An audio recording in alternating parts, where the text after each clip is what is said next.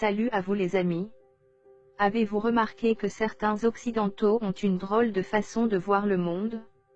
En effet, quand ils font leur guerre, c'est toujours pour le bien du monde. Quand ils ont une opinion, elle est internationale. Quand ils s'expriment, ils le font au nom de la communauté internationale. Quant à leurs valeurs, elles doivent être universelles. Quand ils ont une crise, elle devient mondiale. Quand ils parlent de leur langue, ce sont des langues. Quand il s'agit des langues des autres, on a vite fait de parler de dialectes. Ils se sont installés de force en Amérique, au Canada, en Australie, en Afrique du Sud, et en Amérique du Sud. Paradoxalement, ce sont les gens les plus intransigeants, dès qu'il s'agit de migration. Quand ils viennent chez nous, ils disent être expatriés. Mais quand c'est nous qui allons chez eux, nous devenons des immigrés. Quand leur visa est expiré, ils disent être en situation irrégulière.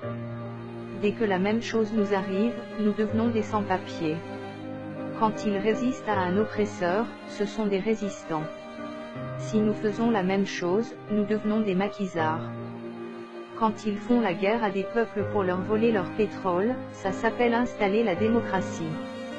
Quand ces peuples répondent à leur agression, ça devient du terrorisme. Quand ils se baptisent à l'église, ils appellent ça communier avec Dieu. Mais quand nous faisons nos rites ancestraux, ça devient de la superstition. Quand certaines de nos femmes portent le voile par conviction religieuse, ce sont des femmes soumises et opprimées. Mais le même phénomène chez eux s'appelle une bonne sœur.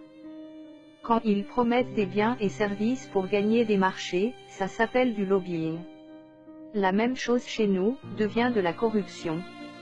Et le plus drôle, ils font des milliards chaque année, grâce au pillage qu'ils ont savamment organisé depuis des siècles. Mais c'est aussi eux, qui organisent des colloques, des tables rondes, et des sommets pour sortir l'Afrique de la pauvreté.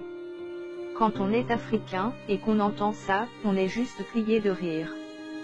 D'où le syndrome du ricanement permanent, au risque de passer pour un sauvage.